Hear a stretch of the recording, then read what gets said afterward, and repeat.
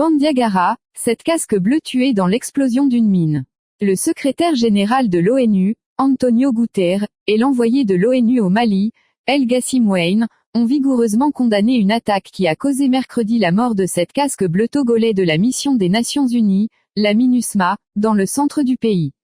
Ce matin, un convoi logistique de la MINUSMA a heurté un engin explosif improvisé entre Douentza et Sévaré sur la route nationale 16, dans la région de Bandiagara.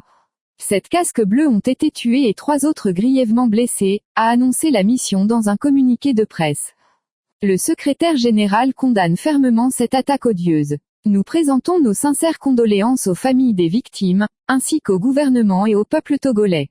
Nous souhaitons un plein rétablissement à tous ceux qui ont été blessés, a dit son porte-parole lors d'un point de presse à New York. Le secrétaire général appelle également les autorités maliennes à ne ménager aucun effort pour identifier les auteurs de cette attaque afin qu'ils soient traduits en justice, a-t-il ajouté. Le représentant spécial du secrétaire général et chef de la MINUSMA, El Gassim-Weyne, a condamné cette attaque lâche et a souligné qu'elle pourrait constituer un crime de guerre conformément au droit international. Il a présenté ses condoléances les plus attristées au gouvernement des défunts casques bleus, ainsi qu'à leurs familles et à leurs frères d'armes, et a souhaité un prompt rétablissement aux blessés. Cette tragédie vient alourdir le décompte macabre des attaques contre les soldats de la paix au Mali, a déclaré M. Weyne. Évoquant la mémoire des 7 soldats tombés aujourd'hui sur le champ d'honneur, il a rappelé que la MINUSMA est l'opération de paix où les casques bleus ont payé le plus lourd tribut, avec plus de 200 soldats tués dans l'accomplissement de leur mission.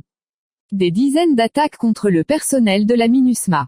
Depuis le début de l'année 2021, des dizaines d'attaques contre le personnel de la MINUSMA impliquant des engins explosifs improvisés ont été recensées, tuant plusieurs casques bleus.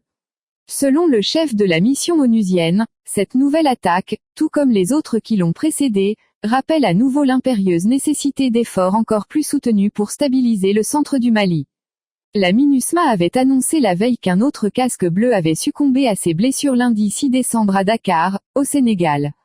Ce soldat de la paix égyptien avait été grièvement blessé le 22 novembre dernier après que le véhicule dans lequel il se trouvait, dans le cadre d'un convoi logistique se rendant de Tessalit à Kidal, eut heurté un engin explosif improvisé, à environ 11 km du camp de la MINUSMA à Tessalit.